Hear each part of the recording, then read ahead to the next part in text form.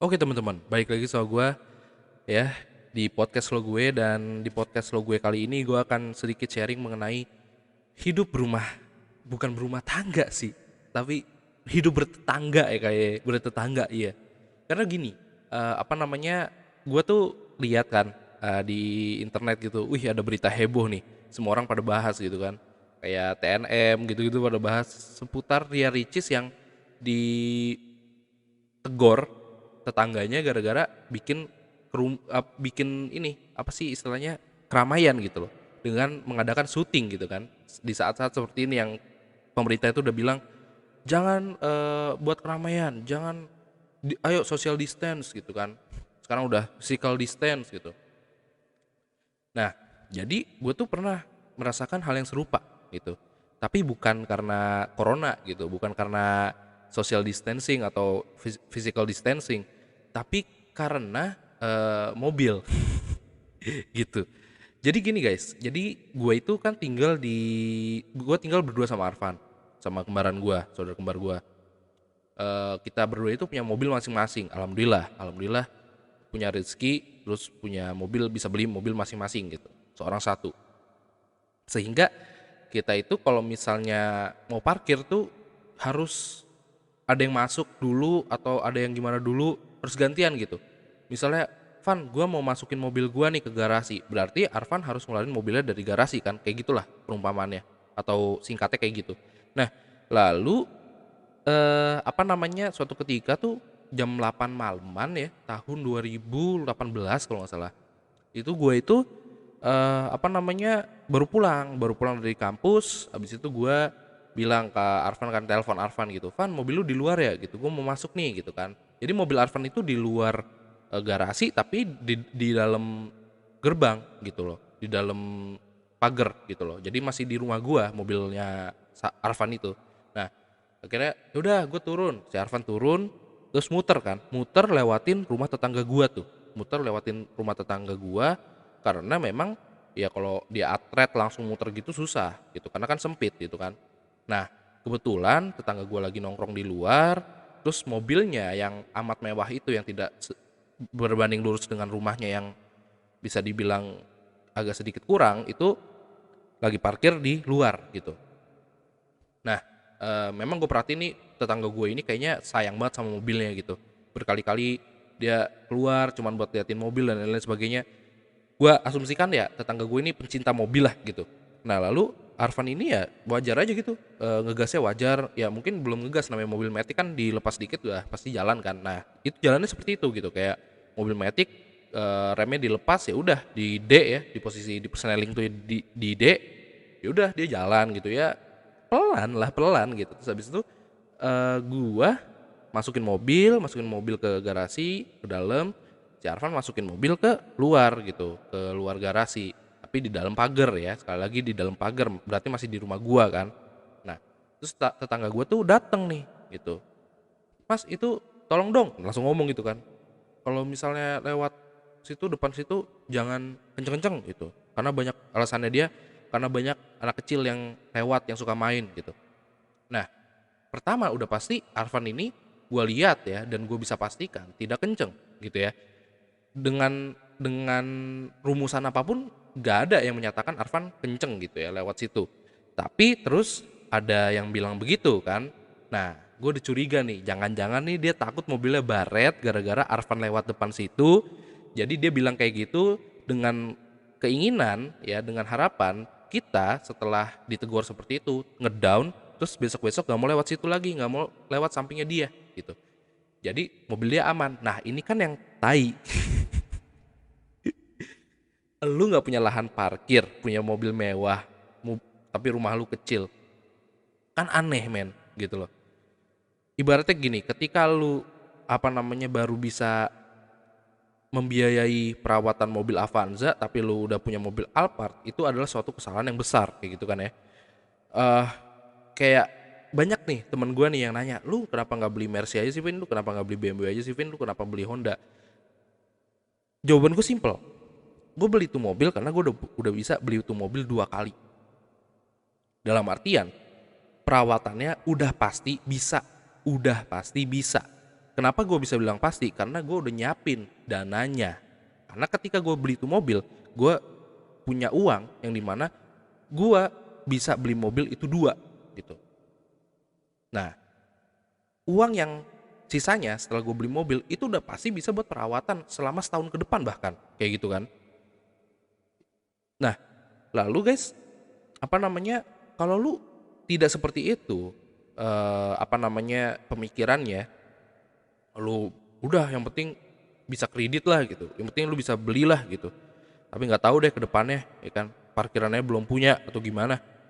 Jangan nyalain orang ketika lu apa namanya, merasa insecure gara-gara perlakuan lu sendiri terhadap mobil itu, terhadap barang itu gitu loh. Ibaratnya kita punya anak nih, kita punya anak kita kita masuk apa namanya, masukin ke TK gitu kan, ke playgroup. Terus anak kita main nih sama apa namanya, teman-temannya gitu. Nah, teman-temannya ada yang nggak sengaja apa kayak kayak kayak ngenain tangannya ke anak kita kayak gitu. Saat itu kita lagi sibuk main gadget kayak gitu. Terus lu marah-marah ke anak itu. Yang sebenarnya nggak pantas juga gitu. Kenapa? Karena itu anak orang lain. Kedua, lu nggak tahu persisnya kayak apa, ya kan? Lu cuman tahu anak lu nangis gara-gara kena kena tangan temennya, ya, dan kondisinya sedang main gitu. Jadi lu tuh harus tahu resiko-resiko yang akan lu dapatkan ketika lu berbuat sesuatu atau memutuskan untuk membeli suatu hal atau apapun gitu loh. Itu lo harus tahu banget, banget lo harus tahu. Nah, terlebih lagi jalanan itu tuh kecil gitu loh. Jalanan di depan rumah tetangga gue itu kecil karena di situ ada tamannya di tengahnya, ya di seberangnya itu rumahnya dia. Itu berarti ada penyempitan jalan dan dia punya mobil yang segede Hoha gitu kan, yang lebar gitu. Iya kan nggak mikirin gitu loh. Kalau dia punya mobil kayak Brio, nih maaf ya jadi sebut-sebut tipe mobil, merek mobil, karena emang pembahasannya seputar ini, merek kayak Brio, Xenia, Avanza, kan aman, ya kan? Dia juga nggak insecure, ya nggak? Bener nggak?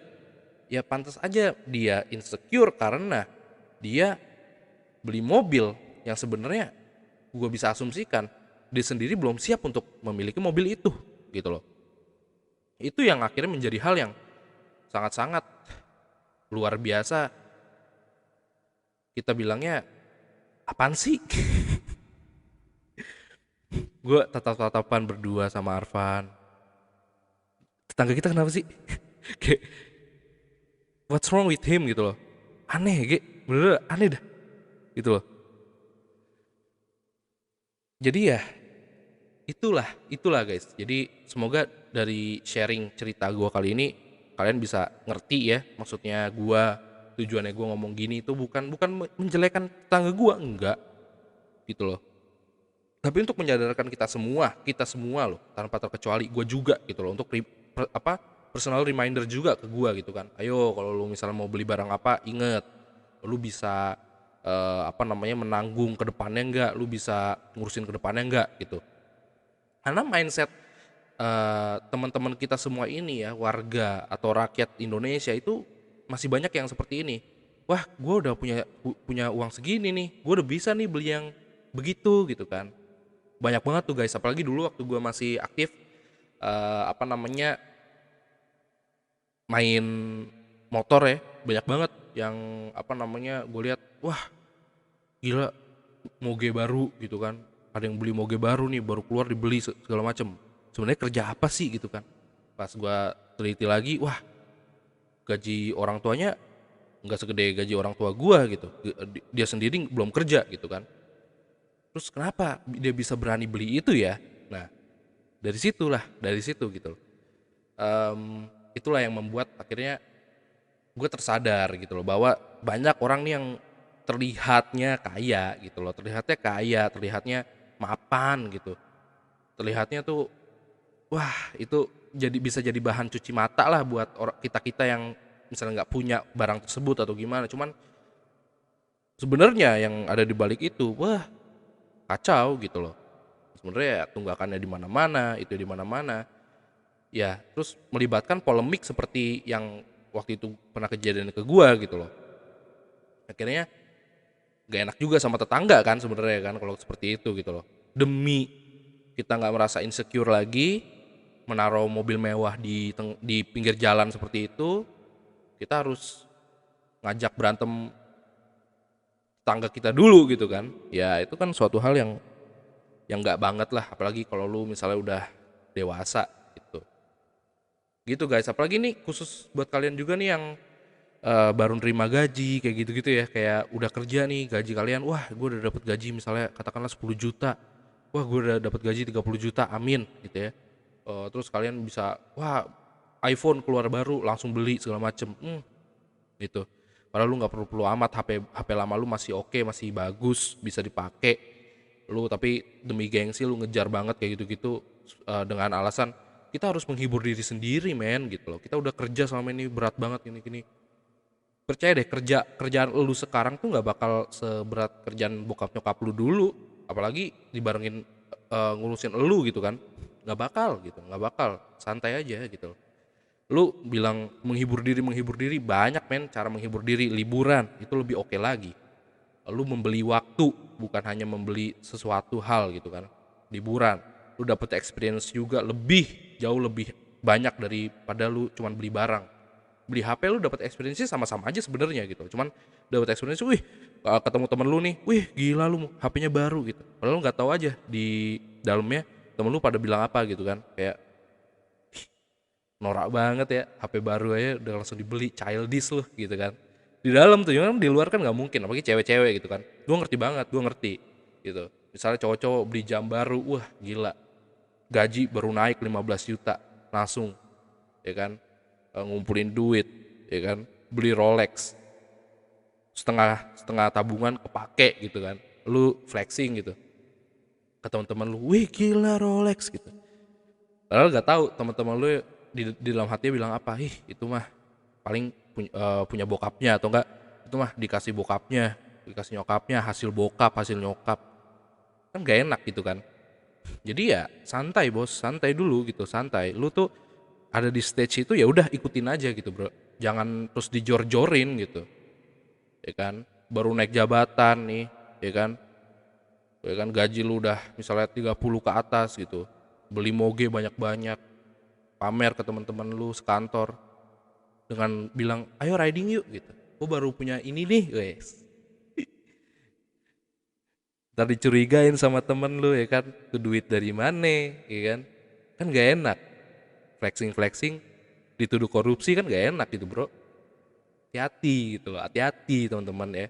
Jadi gitu sih guys, yang bisa gue sampaikan gitu. Semoga kalian tercerahkan seperti itu ya, dan tidak ada yang terasa tersinggung karena ini semua murni pure, cuman apa ya, saran dari gue lah gitu ya. Diikutin bagus, gak diikutin ya udah nggak apa-apa, itu pilihan hidup lu. Cuman gue udah terangin konsekuensi yang akan lu dapet nantinya gitu loh. Gitu. Oke, mungkin sekian untuk podcast kali ini. Terima kasih sudah mendengarkan sampai habis dan sampai jumpa di podcast berikutnya.